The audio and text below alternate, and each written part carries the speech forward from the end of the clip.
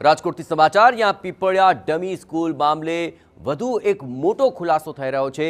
માન્યતા વગરની ગૌરી સ્કૂલની 8 શાળાઓ સાથે સાંઠગાંઠ ખુલી છે। રામકૃષ્ણ વિદ્યાલય આ ઉપરાંત અલ્માઇટી સ્કૂલ, ગ્રે સ્કૂલ સાથે સાંઠગાંઠ હોવાનો ખુલાસો થઈ રહ્યો છે। એમબી પટેલ વિદ્યાલય, રામદેવ વિદ્યાલય, નવોદિત વિદ્યાલયમાં સાંઠગાંઠ હતી।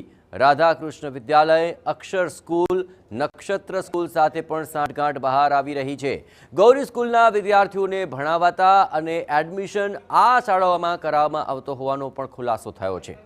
શિક્ષણ વિભાગ દ્વારા તમામ વિદ્યાર્થીઓના એલસી કબજે કરાશે। તો ગૌરી શાળાઓના વિદ્યાર્થીઓને સરકારી શાળાઓમાં પ્રવેશ અપાયો। ટૂંક સમયમાં પોલીસ ફરિયાદ નોંધાવવાની કાર્યવાહી હાથ ધરાશે।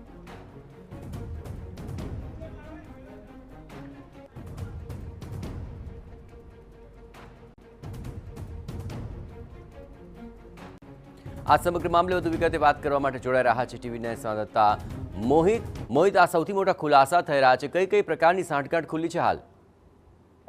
જે રીતે જે શિક્ષણ વિભાગ છે તેને ફરિયાદ મળી હતી અને તેના આધારે જે અમદાવાદ હાઈવે પર જે પીપળિયા ગામ આવેલું છે ત્યાં ગૌરી સ્કૂલ નામની જે એક ડમી સ્કૂલ છે તે પકડી પાડવામાં આવી હતી ને તેમાં 29 જેટલા વિદ્યાર્થીઓ છે તે અભ્યાસકર્તાઓનું સામે આવ્યું છે।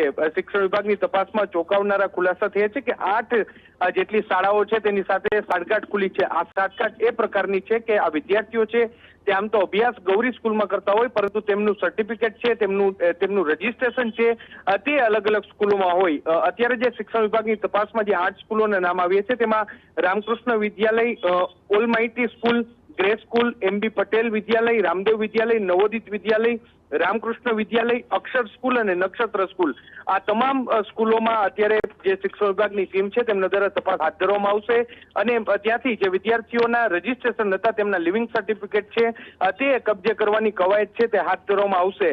મહત્વનું છે કે આ પ્રકારની અન્ય પણ સ્કૂલો છે તે હોઈ શકે છે જેને લઈને હવે શિક્ષણ વિભાગ દ્વારા તપાસ શરૂ કરવામાં આવી છે। જી આભાર મોહિત, તમામ ગતિવિધિઓ પર આપ નજર રાખતા રહેજો। તો હવે ડમી સ્કૂલના મામલે મહત્વપૂર્ણ ખુલાસા થઈ રહ્યા છે। હવે તેને લઈને ફરિયાદ બાદ શું કાર્યવાહી થશે તે અત્યંત મહત્વપૂર્ણ બની રહેશે।